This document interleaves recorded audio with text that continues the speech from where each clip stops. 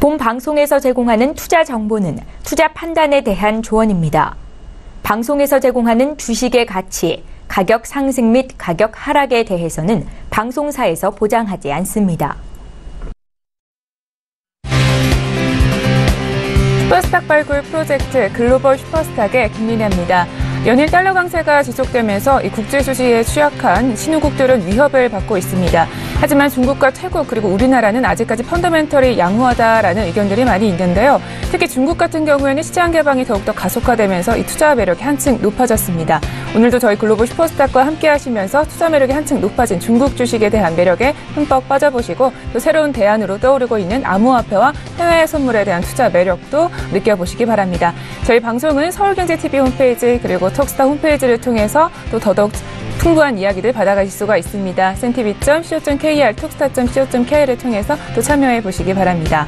참고로 본 방송에서 제공하고 있는 정보는 투자 판단에 대한 조언일 뿐 주식의 가치나 수익률을 보장하고 있지 않습니다. 저희 서울경제TV는 자본시장법을 준수하여 1:1 투자상담, 유사수신 행위, 무인과 영업행위, 불법 대역의 정보 및 가입 권유 등 모든 불법 사항들 엄중하게 금지하고 있습니다. 자, 우선 시장 동향부터 체크하고 가도록 하겠습니다. 시황센터 연결해 볼게요. 안녕하세요. 최희훈입니다. 오늘의 시장 소식 알려드립니다. 미국 국채금리가 3%대에 다시 재진입을 하면서요. 오늘 시장에도 큰 영향을 줄 것으로 예상이 되고 있는데요. 코스피부터 함께 보시겠습니다. 현재 0.44% 하락을 하면서 2447.67에 현재 거래가 되고 있습니다. 수급 함께 보시면요. 현재 개인만이 매수를 하고 있고요. 기관과 외국인은 각각 매도하고 있습니다. 코스닥 함께 보시겠습니다. 현재 1.28% 하락을 하면서 851.86에 거래가 되고 있습니다. 수급 함께 보시면요. 현재 개인만이 매수를 하고 있고요. 기관과 외국인은 각각 매도하고 있습니다.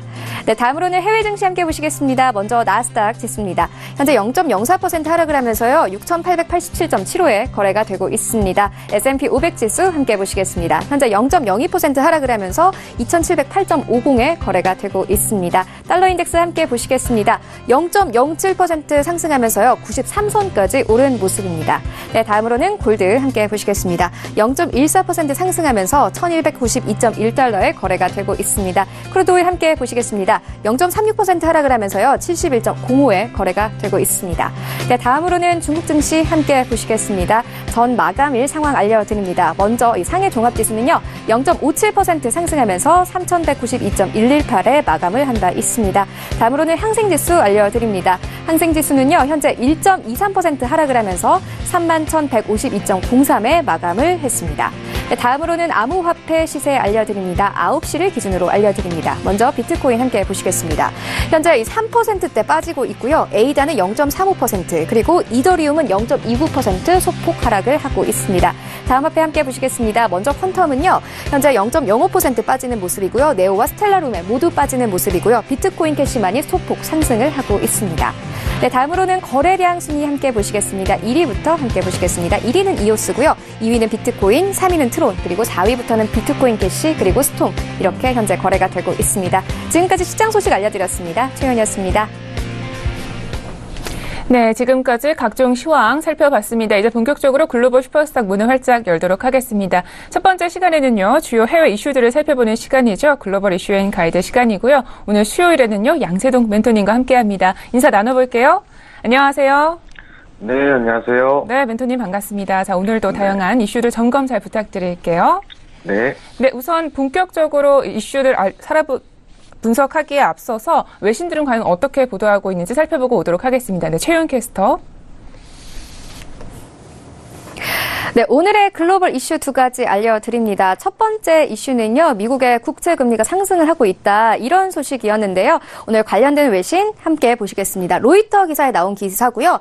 US yields edge up as trade tension ease라는 제목의 기사인데요. 무역 긴장감이 완화가 되면서 미국 국채금리가 상승을 하고 있다. 이런 내용이었습니다. 관련된 내용 조금 더 자세히 보시겠습니다. 미국의 국채 수익률이 3%대 재근접을 하면서 일제히 상승을 했다. 미국과 중국의 무역 긴장이 완화된 영향이다. 있습니다. 이렇게 설명을 하고 있습니다. 네, 전문가들은 어떻게 설명을 하고 있을까요? 함께 보시겠습니다. 한 전문가의 인터뷰가 현재 이 기사에서 실렸는데요. 이 자세한 내용 보시면은 약 3%대 수준에서 10년물 수익률이 박스권을 형성을 했고 미국과 중국의 무역 긴장을 완화한 트럼프 대통령의 발언 때문일 수도 있다. 이렇게 설명을 하고 있습니다. 관련된 내용은 조금 있다가 다시 전문가들과 이야기 나눠보도록 할 테고요. 두 번째 이슈 또 브리핑을 해드리겠습니다. 두 번째는 이 달러가 강세를 보이고 있다. 이런 내용이었습니다. 네, 관련된 외신 함께 보시면요. 로이터 통신에 나온 기사고요. Dollar hovers below 2018 peak after softer United States inflation. 이런 제목인데요. 달러 강세 2018년 고점 주위를 맴돌고 있다. 이런 내용의 기사입니다. 관련된 내용 조금 더 자세하게 보시겠습니다. 네, 이 로이터 통신에서는요. 달러 강세가 지속이 되고 있다. 달러 인덱스는 4월 평균이 1.6% 상승한 가운데 최근 한 달간 3.3%나 상승을 했다. 이렇게 설명을 하고 있습니다. 네, 전문가들은 또 어떻게 보고 있을까요? 인터뷰 함께 보시겠습니다. 현재 이 달러 랠리가 지금 끝난 것처럼 보일 수 있다. 하지만 이 달러 강세가 지금까지 이어졌던 것처럼 빠르고 자연스럽게 더욱더 이어질 수도 있다. 이렇게 가능성을 설명을 하고 있는데요. 전문가들은 어떻게 생각하고 있을까요? 함께 만나보시겠습니다. 네, 자, 이슈 살펴보도록 하겠습니다. 첫 번째 이슈는요, 미 국채 수익률이 일제히 상승하고 있다 이런 이야기고요. 자, 우선 첫 번째 이슈 분석. 자, 미 국채 수익률이 다시 3%에 근접하고 있는데요. 우리 멘토님은 앞으로도 더 이 상승세 이어질 거라고 보시나요? 네, 일단은 달러 강세가 추가적으로 이어질 만한 차트의 모습 편곡이 그려지는 게 지금 사실이고요. 지난 시각이었죠. 14일날 ZT에서 이제 유화적인 메시지를 트럼프 측에서 보냈는데 굉장히 이제 지정학적 리스크가 조금 다소 완화된 측면을 보여드리고 있어요. 지금 달러가 추가적인 강세가 나올 만한 요소가 몇 가지가 있습니다. 이제 첫 번째는 뭐냐면은 차트 그림으로 좀 설명을 드리도록 할게요. 자, 보시면 아시다시피 이제 60분 봉상 대비했을 때 이제 달러가 전전일작 굉장하게 중요한 추세대를 뚫고 재차 올라가는 그림을 그려줬어요.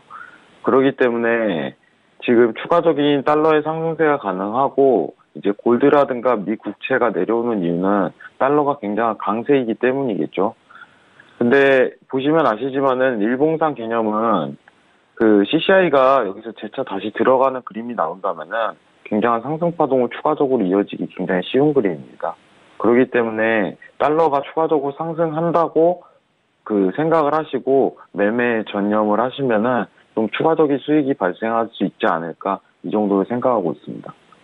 네, 알겠습니다. 자, 그런데 6월에 이 FOMC 금리 인상에 대한 확정적인 지금 내용들이 많이 형성되어 있습니다. 이 부분에 대한 설명도 간략하게 좀 부탁드릴게요. 네, 이제 어떻게 보면 통화 정책이 굉장히 중요하겠죠. 지금 이 시국에서 이제 6월에 이제 13일날 FOMC 정례회의가 열려 있는데, 일단은 여러분들한테 언급을 드리고 싶은 거는 지금 6월에 미국의 금리 인상은 거진 확정적이라고 생각을 하셔야 돼요. 모든 투자자라든가 기관들은 미국은 6월에 금리 인상한다는 개념을 갖고 있기 때문에 여러분들도 투자하실 때는 6월에 금리 인상을 한다 이 정도로 염두에 두셔야 되고 지난 3월이었죠. 금리 인상이 이루어진 뒤 이제 달러의 강세장이 펼쳐진 이유는 6월 금리 인상분의 반영이 여기까지 이루어진 거예요. 그렇기 때문에 실질적으로 달러의 변곡 자체는 일단은 금리 인상 이후에 나올 가능성이 굉장히 크다는 걸 좀 시사하고 싶어요. 좀 더 자세히 이 부분 설명드리기 위해서 다음 뉴스를 확인한 뒤에 좀 말씀드리도록 하겠습니다. 네, 알겠습니다. 지금 다음 뉴스는요, 이 국채 수익률에 이어서 지금 달러도 강세를 이어가고 있다, 이런 뉴스입니다. 자, 우선 이 달러 강세가 지금 한 달가량 계속 이어지고 있는데요. 최근 좀 달러의 강세 요인은 어떤 것들이 있을까요? 네, 일단은 전 뉴스였죠. 지금 미국 FOMC 인플레이션 상승과 더불어서 6월 금리 인상에 대한 반영이 지속적으로 이루어지고 있는 그림입니다. 지금 인플레이션율이 오름에 따라 이번 연도 올해죠. 네, 연 4회 금리 인상이라는 게 말뿐이 아닌 그 조건이 모두가 성립되는 부분이기 때문에 달러의 강세가 이어지는 걸로 보고 있습니다. 맞습니다. 좀 앞으로 이 달러 강세가 좀 추가적으로 이어질 수 있다 이렇게 보시나요, 우리 멘토님은? 네. 일단은 중요하게 조금 한 번 더 체크할 부분이 있는데 지난주 목요일 인플레이션 발표가 나왔습니다. 미국에서는 근원 소비자 물가지수가 2.1%가 나왔는데 그 지난달과 동결이죠. 이번 달 나온 수치가. 그리고 나서 예상치보다는 하회로 하락장이 나왔지만 전전이 아까 설명드린 중요한 이제 국가였죠. 중요한 추세대를 갱신함에 있어서 상승장이 다시 펼쳐지고 있는 그림인데 지금 이 상황에서는 이제 인플레이션율 자체가 어쨌든 간에 2017년도 최근에 강조했던 2%대에 근접했기 때문에 연 4회라는 그 굉장한 어떻게 보면은 다수의 의견이 연 4회가 가능할 것이다 이런 의견이 종합되는 입장이기 때문에 6월 FOMC 회의 직전까지 달러가 강세가 펼쳐질 가능성이 굉장히 크다고 보고 있습니다. 네, 알겠습니다. 그러니까 인플레이션율이 2%에 지금 올라갔고 또 금리 인상이 그렇다면 단행이 될 것이고 그렇다면 달러 역시도 강세를 펼칠 것이다. 이런 멘토님의 의견이신 거죠? 네네. 중요한 거는 이제 달러가 강세가 펼쳐지는 이유에 대해서 지금 당위성을 일단 설명드렸는데 안전자산인 이제 국채라든가 이제 골드 가격 자체는 다소 더 추가적으로 하락할 가능성이 굉장히 크다고 염두하고 싶고, 국채 수익률은 어차피 국채 가격이 떨어지면은 올라가는 부분이니까 3%대를 아직 당분간 6월 전까지는 3%대는 계속 위로 상회할 가능성이 굉장히 크다고 보고 있습니다. 왜냐면은 어차피 달러가 강세가 펼쳐지면은 국채 가격이 떨어지기 때문이죠. 이 부분은 너무 당연하기 때문에 여러분들 참고하시면 좋을 듯 합니다. 네, 알겠습니다. 그럼 6월 달에 또 새롭게 나올 수 있는 그런 변수들 잘 짚어보셔야 될 것 같습니다. 자, 이렇게 해서 글로벌 이슈는 여기까지 분석을 하도록 하고요. 이번에는 이슈 두 가지를 바탕으로 해서 우리 멘토님이 시청자분들께 가이드를 한 줄평 주실 겁니다. 네, 오늘은 어떤 가이드를 준비해 주셨나요? 네, 6월 FOMC 정례회의 달러의 변곡이 될 가능성이 굉장히 크다. 6월 FOMC 달러의 변곡이 될 가능성이 크다. 그럼 6월 FOMC를 기점으로 해서 달러가 다시 좀 하락세를 펼칠 수 있다 이런 의견이신 거죠? 네네. 네. 달러의 강세를 지금 변곡을 줄 만한 상황은 6월 회의가 기반이 될 가능성이 굉장히 크다고 봅니다. 이에 따라 달러의 약세장이 다시 펼쳐질 거에 대한 기대는 6월 정례회의 이후 유로와 골드 매수 타이밍을 보시는 게 좋을 듯합니다. 네. 그럼 우리 투자자분들은 조금 관망세를 유지하는 게 좋을까요? 아니죠. 오늘 이제 달러의 추가적인 강세가 이어질 가능성이 굉장히 크다 보니까 개인적으로는 이제 이번 달이죠. 5월에는 골드랑 좀 유로를 매도적 포지션을 데일리성으로 좀 접근하시면은 나쁘지 않은 수익으로 거둘 가능성이 굉장히 크다고 보고 있거든요. 오늘 조금 차트를 좀 설명을 드리도록 하겠습니다. 일단은 골드를 조금 보도록 할 건데요. 골드가 지금 포지션이 굉장히 좋습니다, 여러분들. 오늘 일단은 MACD가 양봉이 나오면은 최대한 관망 자세를 유지하시기 바랍니다. 지금 보시면 아시다시피 전일 골드 가격 자체가 굉장한 하락폭을 이어갔는데 오늘 추가적인 하락폭이 가능하다고 보고 있거든요. 오늘 개인적으로 매도적 포지션을 고려하실 때 이 MACD가 음봉에 나오기 시작할 때부터 매도적 관점을 유지하시면은 나쁘지 않은 수익을 거둘 가능성이 굉장히 크다는 걸 염두하고 싶습니다. 그러면은 지금 장세 자체가 추세대에 인근하는 장세도 아니고 그리고 좀 더 기다려봐야 되는 장이 분명한 거죠. 그렇기 때문에 달러의 추가적인 강세가 이어진다면은 안전자산이 골드라든가 신용물 채권은 추가적인 하락을 일으킬 가능성이 굉장히 큽니다. 그러면 재차 이제 MACD 60분봉에서 음봉 상태로 내려오게 되면 그때부터 매도적 접근을 고려하시는 게 굉장히 유리하다고 판단할 수 있겠습니다. 이상입니다. 네, 알겠습니다. 자, 가이드 이렇게 해서 잘 들어봤고요. 자, 본격적으로 그럼 전일장에는 좀 어떤 트레이딩을 펼치셨는지 이야기를 좀 들어보도록 하겠습니다. 네, 멘토님 이야기 들려주세요. 전일장은 일단은 일봉으로 골드적 포지션을 좀 봤는데요. 개인적으로 이제 좀 설명드린 부분은 뭐냐면은 이제 달러가 중요한 아까 전에 추세대를 뚫었죠. 네. 그리고 이제 12평 밑으로 하회하는 모습을 보였다고 했는데 지금 보시면 아시다시피 가격 이동 평균선이 조금 변질이 됐어요. 많이 큰 하락폭을 일으켰기 때문에 전일 이제 12평 자리가 1315 인근이었거든요. 근데 여기 자리에서 이제 지지를 받고 내려오는 모습을 보고 자 오늘 고가가 형성될 가능성이 굉장히 크다. 그렇기 때문에 매도적 포지션만 고려하자 이런 식으로 조금 언급을 드렸었습니다. 그렇기 때문에 나쁘지 않은 수익을 끝내고 나왔는데 오늘도 어쨌든 간에 추세라는 것 자체가 시장 상황이라는 것 자체가 매도적 접근만 가능한 상황이기 때문에 그 매도적 접근만 좀 고려하시는 게 굉장히 유리해요. 달러가 추가적으로 굉장하게 강세가 펼쳐질 상황이 이어지기 때문에 그렇기 때문에 MACD 부분을 조금 활용하는 거는 이제 시장에 다시 이제 매도적 접근을 할 가능한 시기를 하나 비춰주는 거예요. 이런 타이밍 자체가. 그렇기 때문에 지금은 어쨌든 간에 MACD 자체가 양봉이 나왔기 때문에 오늘 이런 추가적인 하락에 대한 기대감이 있다면 재차 음봉이 나올 때 이런 자리에서 매도적 접근을 하는 게 옳다고 설명드린 겁니다. 자, 오늘도 이제 수익을 거둘 가능성이 굉장히 크다 보니까 매도적 접근만 좀 고려해 주시기 바랍니다. 이상입니다. 네, 알겠습니다. 자, 이렇게 해서 골드는 매도적인 접근이 유리하다라는 멘토님의 의견 들어봤습니다. 자, 추가적으로 이 달러 인덱스와 골드는 사실 반대 방향으로 좀 움직이는데요. 우리 시청자분들의 이해를 좀 돕기 위해서 이 부분 왜 이렇게 움직이는지 설명을 좀 부탁드릴게요. 투자 개념에 있어서는 달러는 어떻게 보면은 이게 어떻게 보면 찬반이 나뉘는 거예요. 달러가 어떻게 보면 안전자산이다 주장하시는 분도 있는데 투자 대비로 했을 때 달러는 투자자산입니다. 여러분들 투자자산. 이제 통화 정책에서 이제 많은 골드와 반대 성향을 보내는 이유는 뭐냐면은 성격적인 측면이 굉장히 강해요. 하지만 100% 반대라고는 할 수 없어요. 100%. 이제 유로와 달러 같은 거는 이제 거의 99% 반대로 이제 흘러가는 모습을 굉장히 그려지는데 선물상 대비했을 때 이제 선물상 투자상 대비를 했을 때 달러는 투자자산 개념이 굉장히 강하고 이제 골드랑 10년물 채권은 안전자산의 개념이 굉장히 강해요. 그렇기 때문에 어제 달러가 굉장한 강세를 펼치니까 골드가 어쩔 수 없이 내려오는 거예요. 이 부분만 좀 참고해 주시면은 굉장히 유리하게 매매를 작용하실 수 있을 것 같습니다. 네, 알겠습니다. 자, 유용한 지식까지 잘 얻어갔습니다. 자, 이렇게 해서 글로벌 이슈 앤 가이드는 여기까지 하도록 하겠습니다. 네, 오늘도 말씀 모두 고맙습니다. 네, 수고하셨습니다. 네, 글로벌 이슈 앤 가이드 정리하고 돌아오겠습니다.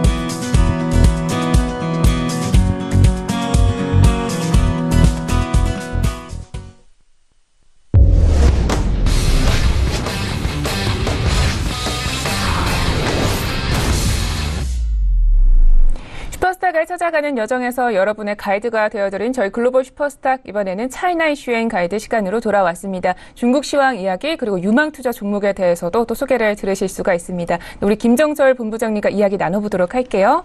네, 본부장님 안녕하세요. 네, 안녕하십니까? 네, 반갑습니다. 자, 우선 차이나 이슈 알아보기에 앞서서 전일장 어떻게 마감되는지 시황부터 알아보겠습니다.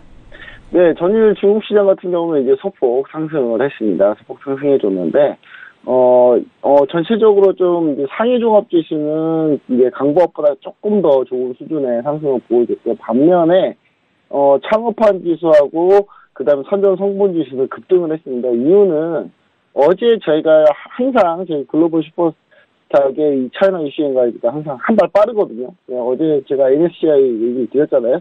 MSCI 관련한 이슈 때문에 종목들이 급등하기 시작해서 이제 창업한 지수 같은 경우는 1.48%의 급등을 보여줬습니다. 그래서 이제, 제 주요 이슈는 MSCI가 중국 A주에서 234개 종목을 편입한다고 밝히면서 시장에 이런 기대감이 좋았고요. 그 다음에 산업생산이 발표됐는데 그 산업생산이 상당히 잘 나왔습니다. 4월 산업생산 지표가 잘 나왔고, 그 다음에 이제 똑같이 어제 이제 차신주, 1년 미만에 이제 상장한 지 1년 미만 배당, 미배당 종목들이 어제 또 6% 넘는 급등을 보여줬던 그런 하루가 있었습니다.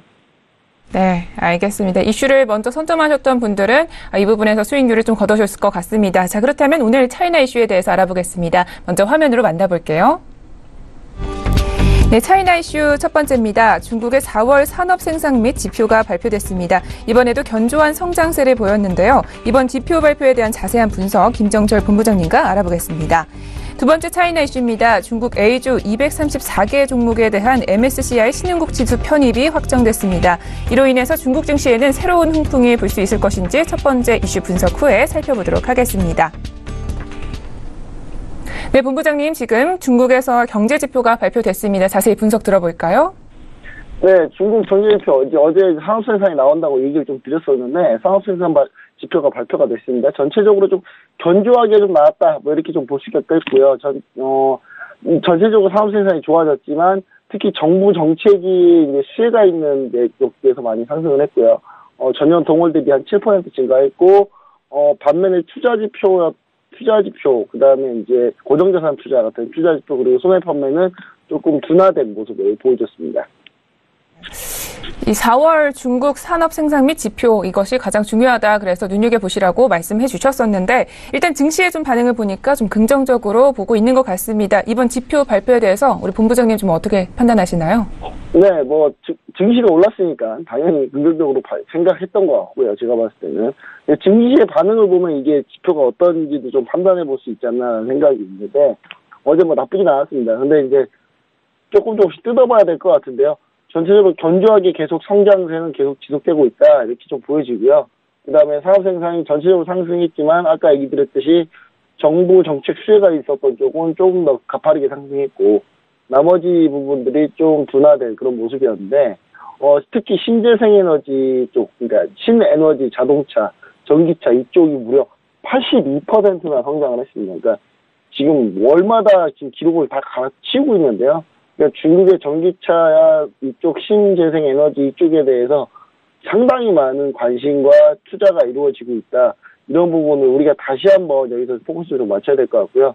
그리고 소매 판매, 그 다음에 고정자산 투자 같은 이제 이런 내용들은 같은 기간보다 이제 전년 대비 같은 기간보다 좀 증가세가 좀 줄었어요. 그러니까 증가는 했는데 이렇게 밀렸던 게 아니라 증가는 했는데 증가한 폭이 전년 대비해서 좀 줄었다 이렇게 보시면 좋을 것 같고요.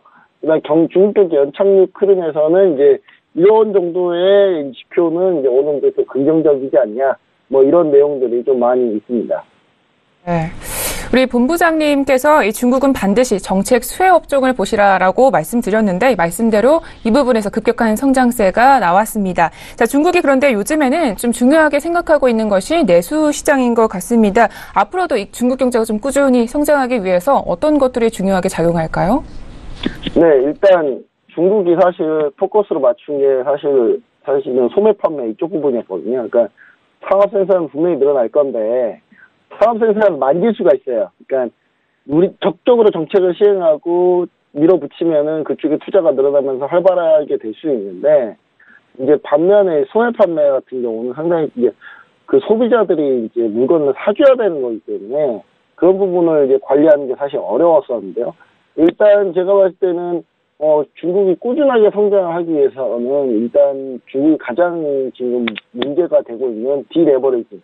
과잉 투자를 좀 해소해야 됩니다. 그러니까 디레버리징이라는 게 이제 부채를 감소시켜야 된다는 얘기고요. 다들 부채가 너무 많아요. 그러니까 우리나라의 예전 IMF를 좀 떠올리기는 좋을 것 같은데요. IMF 전에 떠올린다면 좋을 것 같은데 이 중국이 부채가 지방정부, 공기업 이쪽 부채가 너무 많기 때문에 여기를 이제 좀 디레버리징 해야 된다는 그런 과제가 있고요.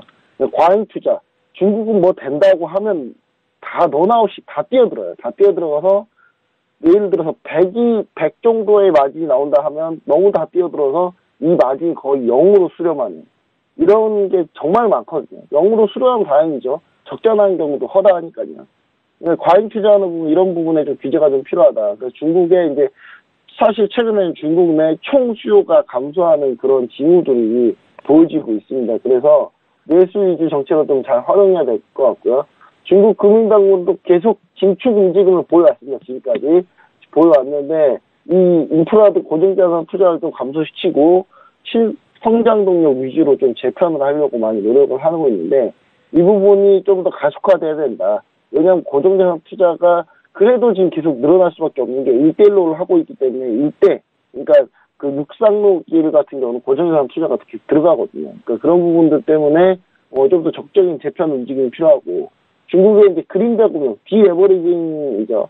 그림자 금융이 이제 워낙에 이제 심하기 때문에 중국은 겉보기엔 되게 좋아 보여요. 근데 안을 뜯어보면은 많은 문제점을 내포하고 있거든요. 그러니까 부채가 너무 많다든지 그 부채를 도저히 감당하기 힘든 정도의 부채인데 이게 계속 감당이 되고 연장을 시키고 있다든지 그런 게 상당히 많이 있습니다. 그래서 부채 감소의 주요 해법이 이제 좀 어느 정도 필요한 시점이다. 그래서 그런 필요한 시점에서 이 경제 충격을 최대한 덜 주고 그거를 잘 올려놓는 게 중국의 과제고요. 전 세계의 과제입니다. 왜냐하면 중국의 이 그림자 금융 문제가 터지면은 이게 미국 서프라임보다 더 심각할 수 있다는 얘기들이 있거든요. 그래서 그런 부분들이 이제 사실상 전 세계적으로 상당히 좀 중요한 문제가 아닌가 그런 생각을 해봅니다. 예, 그렇다면 이 금융 문제 등 좀 문제점들을 중국이 차근차근 해결해 나가는지 이 부분 주목해서 봐야겠습니다. 자, 이렇게 해서 첫 번째 이슈는 여기까지 분석을 들어보도록 하고요. 다음 이슈로 넘어가 보도록 하겠습니다. 다음 이슈, MSCI 신흥지수에 지금 중국 A주가 편입됐다 이런 이야기인데요. 먼저 소식부터 들어보겠습니다. 네, MSCI에서 이제 중국 A주가 편입이 됐는데 사실 이 부분은 예전부터 예정돼 있었죠. 계속 오랫동안 예정돼 있었던 부분인데 오랫동안 예정돼 있었던 부분들이 이제 드디어 어제 발표를 했습니다. 발표를 한 거죠, 어제는. 발표를 했는데 이 발표가 상당히 좀 긍정적이었어요. 좀 괜찮게 나왔다 이렇게 볼 수 있겠고요. 지수 조정 목록을 좀 공개했습니다. 편입된 종목들을 다 공개를 한 거죠. 그리고 이제 다음 달 1일 날 1차 편입을 하고요. 대형주, 우량주, 당연히 대형주, 우량주 위주겠죠. 그쪽 포진을 하고 어제 그래서 제가 업계 최상위 1위 종목을 어제 소개시켜 드렸던 거고요. 은행, 금융, 제약, 식음료, 중국 대표 기업들이 포함되어 있고 증시가 단기간에 급등해도 가능할 것 같은데 이제 상세가 과연 지속하려면 이 MSCI 이 지수 편입 자체가 이슈 가지고 될 거냐 이런 부분에 대한 논란이 있다는 그런 내용입니다. 네, 이 종목들이 좀 공개될 기다리고 있는 분들이 많으셨을 것 같은데 드디어 이제 공개가 됐습니다. 좀 예상보다 많은 종목들이 이 MSCI 종목에 좀 편입이 된 것 같은데 지금 이 MSCI 지수가 무엇이고 또 시장에는 어떤 영향을 주는지 먼저 설명을 들어야 우리 시청자분들이 좀 도움이 될 것 같은데요. 네, 설명 좀 부탁드릴게요. 네, MSCI는 간단합니다. MS 모건스탠리일까요? 모건스탠리라는 이제 전 세계 투자은행이 있습니다. 원래는 JP모건에서 이제 나와서 만든 게 이제 모건스탠리인데, 이 모건스탠리에서 만든 글로벌 지수라고 보시면 돼요. 글로벌 인덱스인데, 이게 이제 시가총액 비중으로 이제 그 각 전체 지구상의 모든 나라를 100으로 치면 중국은 몇 퍼센트, 미국은 몇 퍼센트, 우리나라는 몇 퍼센트, 이런 식으로 이제 정해놨거든요, 비중은 정해놓고 거기에 지수화 시켜놨어요. 근데 전 세계 글로벌 투자를 하는 펀드들은 반드시 이걸 참조하게 돼 있습니다. 그러니까 참조 안 할 수가 없어요. 왜냐하면 그 비중만큼 분산해서 투자를 하거든요. 전 세계 1경 5천조 원, 상상이 안 되죠. 1경 5천조 원이나 되는 자금이 이 MSCI 지수를 추종하고 있습니다. 그러니까 주로 패시브 펀드, 그러니까 사실 모든 펀드가 사실은 패시브부터 시작을 해요. 우리나라에서 보통 무슨 펀드 보면은 대부분의 자금을 인덱스로 투자하고요. 소수 비중 가지고 수익률을 비트하기 위해서 공적으로 투자하는 그런 펀드들이 대부분이에요. 지금 여러분들이 갈 땐 거의 대부분의 펀드가 그럴 거거든요. 대부분은 인덱스에 대부분 투자를 합니다. 그래서 그 인덱스에 투자하는 부분이 있기 때문에 인덱스 투자할 때 반드시 MSCI 지수를 보게 되고요. MSCI 지수에는 EM과 DM이 있는데 이머징 마켓과 그러니까 선진국 지수와 신흥국 지수 이렇게 나뉘어져 있습니다. EM이 신흥국 지수인데요. 신흥국 지수에 이번에 중국이 들어가는 거고요. 특히 이제 업종별로는 금융, 제약, 바이오 등이 좀 중국 쪽에서 많이 편입이 됐고, 이게 편입이 되면 어떻게 되냐면 아시아의 비중은 한정이 돼 있잖아요. 몇 퍼센트로. 아시아의 비중은 예를 들어서 25%다 그러면 25% 한정이 돼 있으면 중국이 편입이 되면 다른 쪽에서 비중을 줄여야 돼요. 그 비중을 줄이는 것 때문에 지금 우리나라 지수가 안 갑니다. 한국 같은 경우 코스피 지수 안 가죠. 대형 시총, 대형 상위도 안 가고 있습니다. 그러니까 저도 지금 계속 이 MSCI 지수 편입되기 전부터 곧 편입될 거니까 4월에는 종목 많이 정리하자 이런 얘기 많이 드렸었거든요. 실제로 저희 무료 톡방에서도 마찬가지로 그런 얘기 많이 드렸었고 그러면서 준비를 해왔습니다. 이것 때문에. 근데 이게 한 번에 다 편입되는 게 아니라 이제 수차적으로 편입될 거기 때문에 장기적으로 영향을 줄 겁니다. 그래서 이런 부분들이 고민이다 이렇게 좀 생각을 하시면 좋을 것 같습니다. 그러니까 중국을 제외한 다른 나라는 이제 고민이거든요. 자금이 유출되기 때문에요. 그래서 그런 부분들이 좀 이슈가 되고 있습니다. 네, 알겠습니다. 자, 그런데 지금 예상대로는 지금 220여 개 종목들이 편입될 거다라는 이야기가 있었는데 실제로는 지금 234개 종목이 편입이 됐습니다. 자, 중국 증시 앞으로 좀 훈풍이 예상이 되는데요. 앞으로 좀 중국의 이 금융 개방 때문에 이 부분이 좀 영향을 또 미친 거겠죠? 어떻게 보시나요? 네, 사실은 예상보다 좀 상당히 규모도 좀 커지고 점점 더 이제 좀 처음에는 이머징 마켓 편입된다 그러니까 얼마나 편입되겠냐 했더니 점점 이제 규모를 늘려가고 있거든요. 그런 부분들인데 종목도 지금 234개로 좀 많이 늘었고요. 그런 부분들이 사실 중국의 금융 개방에 포인트를 좀 두시면 될 것 같아요. MSCI가 선진국 지수로 신흥국 지수로 중국을 편입시킬 때 조건이 있었거든요. 그 조건에 사실 중국이 그만큼 금융 개방을 했기 때문에 그러니까 모건스탠리가 이 지수에 여기에 편입을 시켜준 거거든요. 현재 한국 같은 경우는 이머징 마켓에 들어가 있고 한국 같은 경우는 DM, 선진국 지수로 들어가려고 지금 노력을 하고 있는 상황인데 몇 가지 문제점 때문에 못 들어가고 있고요. 중국은 이제 EM으로 올라온 겁니다. EM으로 올라온 건데 제가 봤을 때 이제 이런 부분들이 중국이 개방을 잘 했고 금융 개방의 의지가 계속 있기 때문에 그런 부분들에 대해서 좀 많이 진행이 된 거 아닌가 생각을 하고요. 특히 중국 같은 경우는 그동안 이 중국 증시에 외국인 자금 들어오는 부분이 힘들어서 중국 내 기업들, 큰 기업들, 그러니까 유니콘 기업이나 하이테크 기업들 같은 경우는 나스닥이나 홍콩에 많이 상장이 돼 있었거든요. 그래서 이제 이런 부분들을 본토 증시로 귀환을 시키기 위해서 지금 규제를 대폭 완화하고 있습니다. 중국 정부 같은 경우는 CDR, 그러니까 DR을 발행을 해요. 그 주식 증서를 중국 내에서도 발행할 수 있게끔 외국에 상장돼 있는 예를 들면 알리바바 같은 기업 같은 경우도 중국 본토에다가 DR을 발행할 수 있게끔 해준다든지 그런 제도적으로는 개선을 많이 하고 있습니다. 그리고 최근에 또 제가 예전에 소개시켜 드렸을 거예요. 외국계 합작 금융 회사 같은 경우 외국인이 대주주가 될 수 있게 길을 열어줬습니다. 길을 열고 실제로 UBS는 이미 신청해 놓은 상태고요.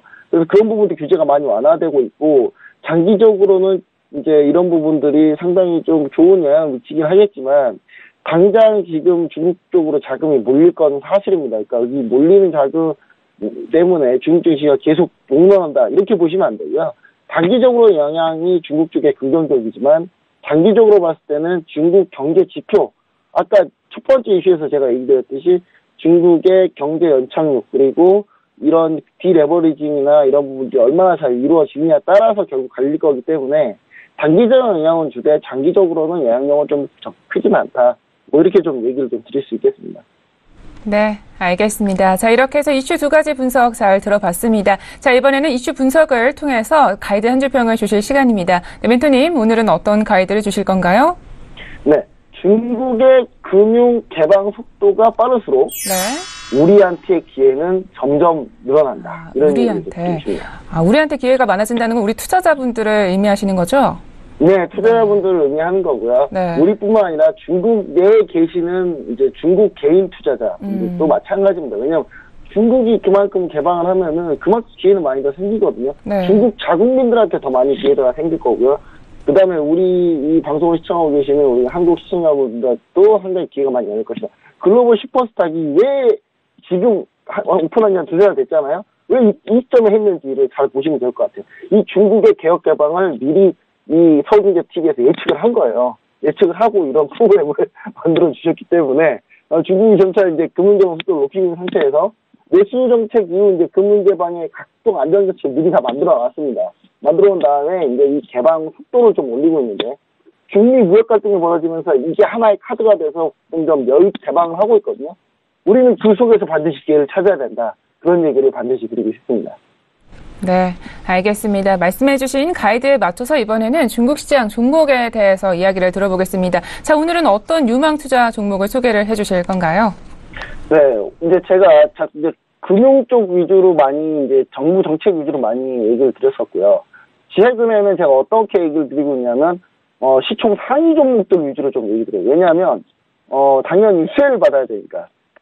지금 MSCI 지수 편입한 거에 대해서 수혜가 필요하기 때문에 제가 이제 그 수혜받을 종목들, 어제도 이제 수혜받을 종목 하나 얘기 드렸잖아요.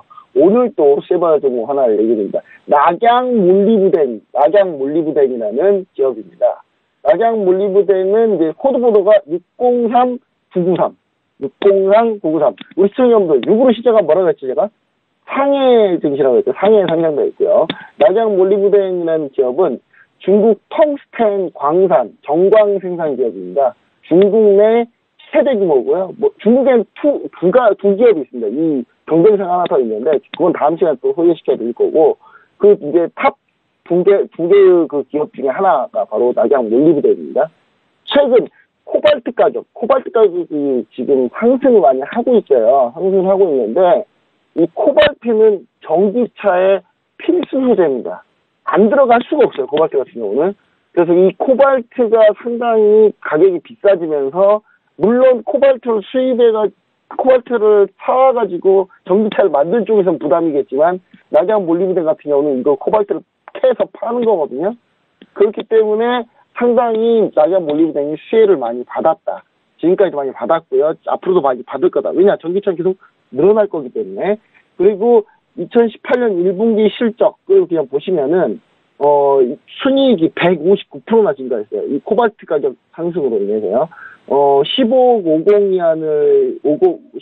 5천억 위안, 15억 5천만 위안을 지금 이제 기록을 했는데, 이게 우리나라 돈으로 따지면은 뭐 한 1,000억대 돼요. 근데 이 회사가 낙양몰리부덴이 순수 매출만 해서도 1조 원 분기에 1조 원을, 우리나라 돈으로 1조 원을 넘어가는 기업이거든요. 그러니까 상당히 큰 기업이고, 그 다음에 연간 코발트 생산량이 1.8만 톤 규모로 상당히 큰 규모를 자랑하고요.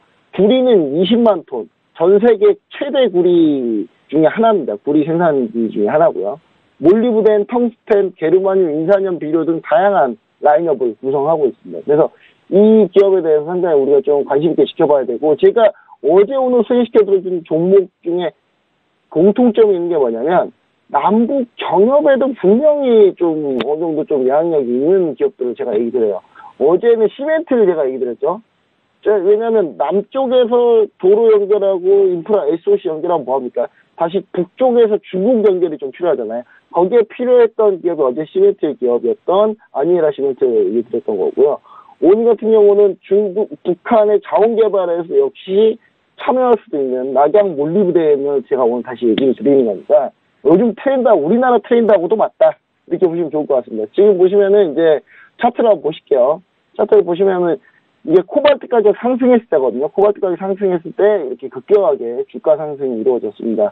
주가가 완전 레벨업 됐죠. 반면에 지금 코발트 가격이 떨어졌냐? 거의 떨어지지 않고 있습니다. 리튬 가격도 오르고 있고요. 지금 각종 광물, 전기차에 필요한 모든 광물들은 다 오르고 있어요. 다 오르고, 왜냐하면 수요가 워낙 좋기 때문에요. 그래서 지금은 이제 주가가 한 템포 조정을 받았죠. 사실 이때 이제 소개시켜드리려고 많이 노력했는데, 제가 봤을 때 가격이 너무 좀 더 조정을 받아야 될 것 같아서 제가 소개를 계속 미뤄왔던 종목입니다.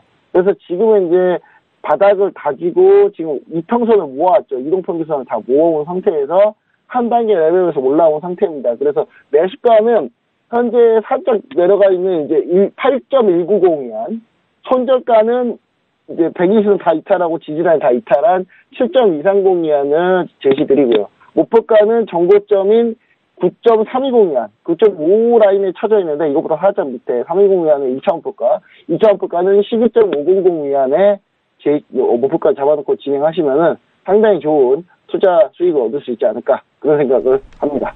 네, 알겠습니다. 이 MSCI 편입으로 또 수혜를 볼 수 있는 종목 낙양몰리부덴에 대해서 이야기를 잘 들어봤습니다. 네, 오늘도 말씀 모두 고맙습니다.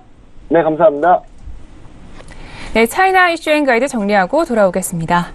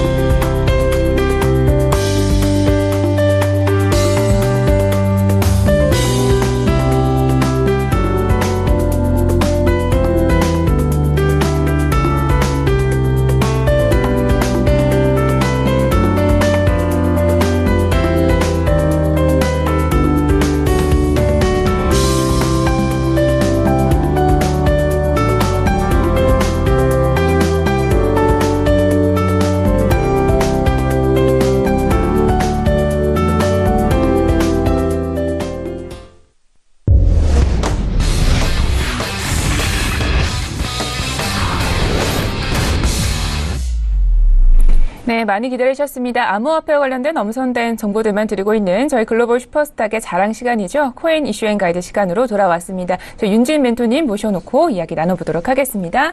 멘토님 안녕하세요. 네, 안녕하세요. 네, 반갑습니다. 자, 오늘도 어떤 코인 이슈들이 있는지 같이 점검해보도록 하겠습니다. 자, 우선 어떤 이슈들이 있는지 화면으로 먼저 만나보고 올게요. 네, 첫 번째 코인 이슈입니다. 미국 시카고 상품거래소가 이더리움 인덱스를 출시했습니다.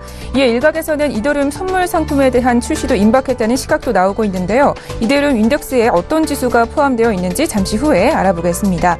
네, 두 번째 이슈입니다. 세계 최대 투자 금융사죠. 골드만삭스와 모건 스탠리가 사용하는 거래 플랫폼인 KX에서 암호화폐에 대한 거래도 지원됩니다. 대형 투자사들이 거래 플랫폼에 암호화폐를 거래하게 된 배경에 대해서 윤진 멘토님과 분석해 보겠습니다. 네, 우선 첫 번째 이슈부터 분석해 보도록 하겠습니다. 네, 자세하게 이슈 설명부터 부탁드릴게요. 네, 일단 CME 기존의 거래소에서 이제 비트코인 선물에 관련된 상품들을 출시를 했었는데 이번에는 이더리움 지수 상품들을 본격적으로 출시를 했습니다. 그래서 사실 이더리움 자체에 대한 선물 상품을 이제 본격적으로 출시할 때가 된 거 아니냐 이런 이슈라고 보시면 되겠습니다. 네, 알겠습니다. 자, 우선 분석에 앞서서 이 CME에 대해서 좀 간단히 설명을 듣고 싶은데요. CME는 어떤 기업인가요? 일단 CME는 미국 시카고 상품 거래소인데 사실상 저희가 해외 선물을 거래하는 모든 상품들을 대부분이 다 CME 쪽에서 거래하는 메인 상품들입니다. 그래서 이 상품들 중심으로 이제 해외 선물 거래가 이루어지고요. 이쪽에 비트코인이 상장되었었던 거고 이번에 이더리움 지수 상품도 이쪽에 상장이 된 겁니다. 네, 알겠습니다. 자, 그렇다면 이 이더리움이 지금 선물로 좀 출시가 된 건 아니죠? 어떻게 된 거죠? 정확히는 이더리움 자체에 대한 선물 상품이 출시된 건 아니고요. 이더리움과 이제 달러 간의 통화상을 묶어서 이렇게 해서 지수 상품으로 출시를 했다고 보시면 될 것 같고요. 그래서 이더리움 선물 상품을 구매한다 그래서 나중에 이더리움을 실질적으로 현물로 받아내는 상품들이 아니라 그냥 통화상 자체로 선물로 레버리지를 활용하는 상품이다라고 좀 보시면 될 것 같고요. 그래서 이번에 두 개를 출시했는데 이더리움 기준 환율 그리고 이더리움 실시간 지수 이렇게 두 가지를 출시를 했습니다. 그래서 이걸 기준으로 해서 환율을 지수화해서 만들어 놓은 상품이기 때문에 사실 이 상품은 우리나라로 따지자면은 이제 미국 달러, 원달러 환율이 있고 원달러에 대한 선물 상품이 또 있듯이 통화성 상품이 있듯이 이런 관계로 좀 보시면 될 것 같습니다. 네, 이더달러 기준 환율 그리고 이더달러 실시간 지수 이렇게 두 가지 상품이 출시가 됐는데 이런 상품들은 좀 어떻게 만들어지는 건가 좀 성격은 또 어떤지 궁금한데요. 네, 일단 이 두 지수 상품들은 사실 기존의 거래소인 이제 크라켄 거래소 그리고 비트스탬프 이 두 거래소를 좀 기준으로 만들어지고요.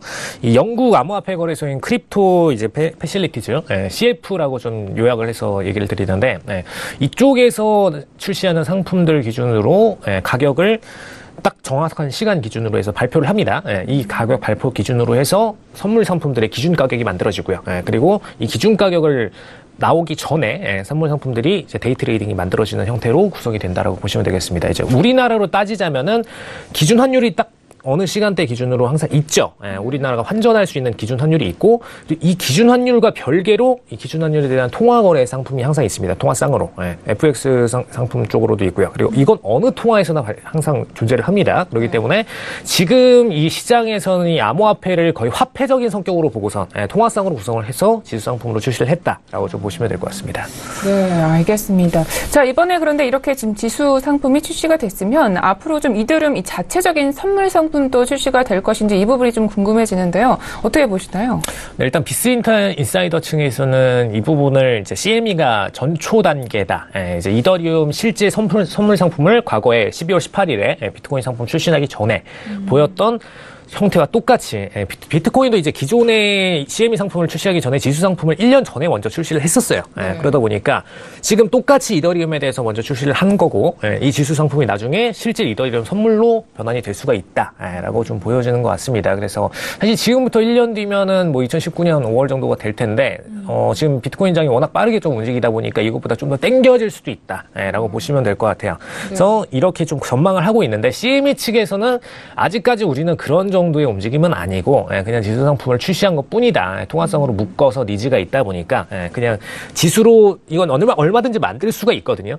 왜냐하면은 선물로 딱 실질적인 출시를 할 경우에는 이더리움에 대한 공급량이 충분해야 됩니다. 근데 공급량이 좀 충분하지가 않은 시장에서는 선물 상품을 함부로 출시할 수 없기 때문에 지수로만 미리 출시를 해놓고 레버리지까지 활용을 할 수 있도록 만들었다. 딱 여기까지로 끊으면 될 것 같습니다. 네, 알겠습니다. 이 상품 출시 가능성에 대해서는 좀 열어놔야 되지만 또 확대 해석은 금물이다 이런 말씀이셨습니다. 자, 그렇다면 다음 이슈로 좀 넘어가 보도록 하겠습니다. 다음 이슈 어떤 이슈인지 먼저 들어볼게요.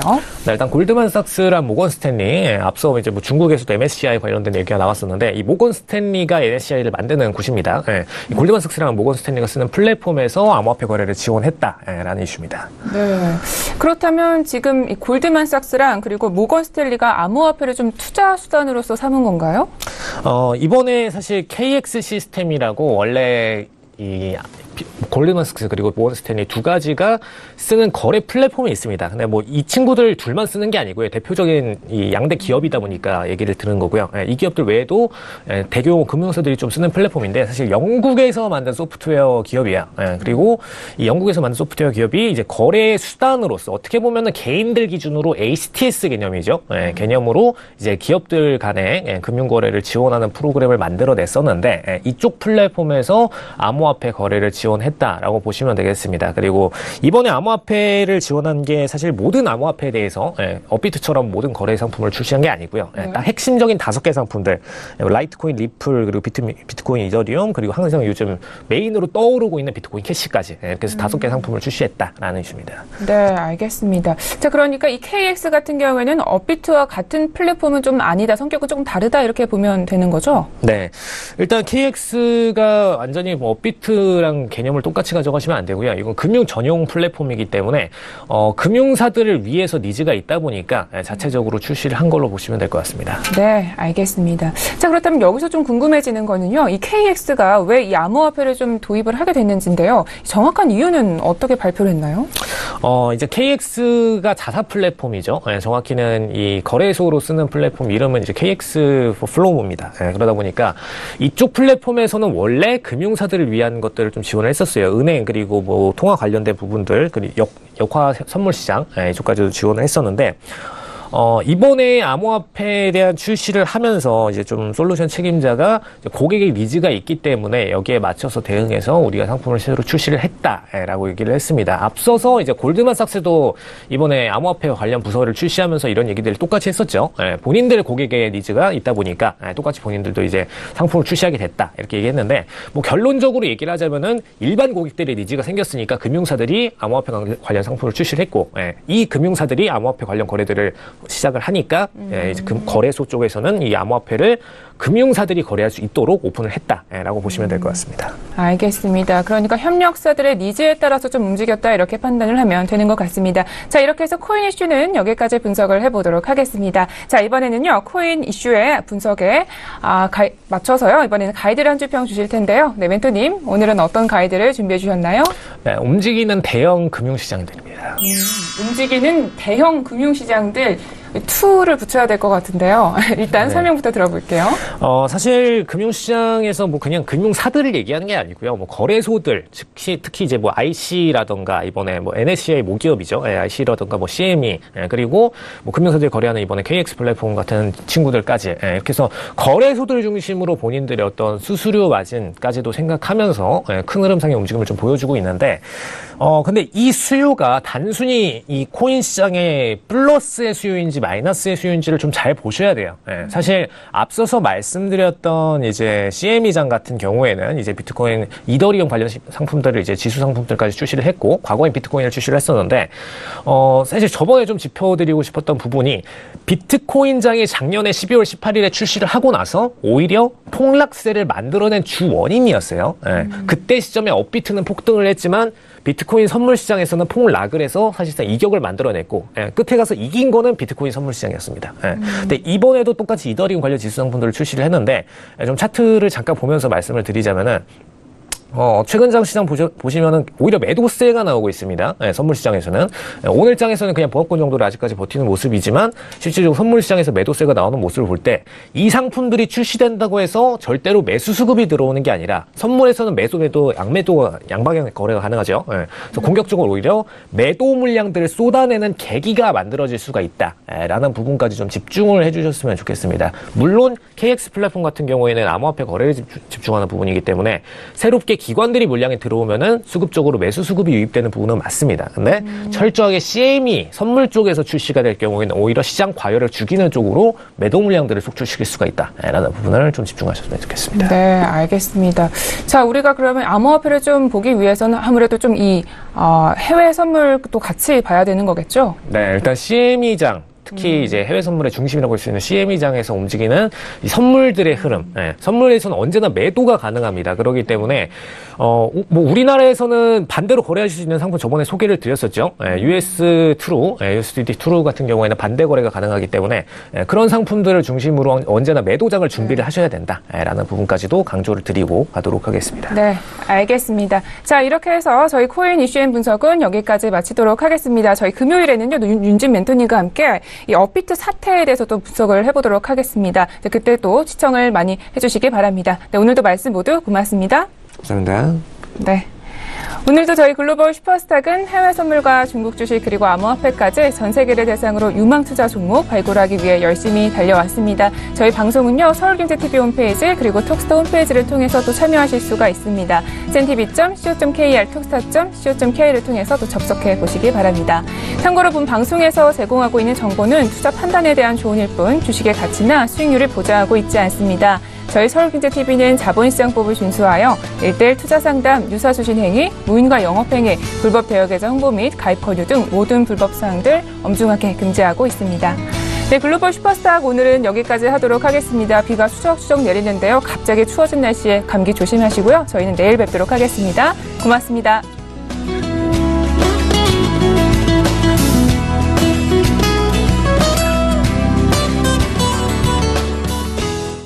본 방송에서 제공하는 투자 정보는 투자 판단에 대한 조언입니다. 방송에서 제공하는 주식의 가치, 가격 상승 및 가격 하락에 대해서는 방송사에서 보장하지 않습니다.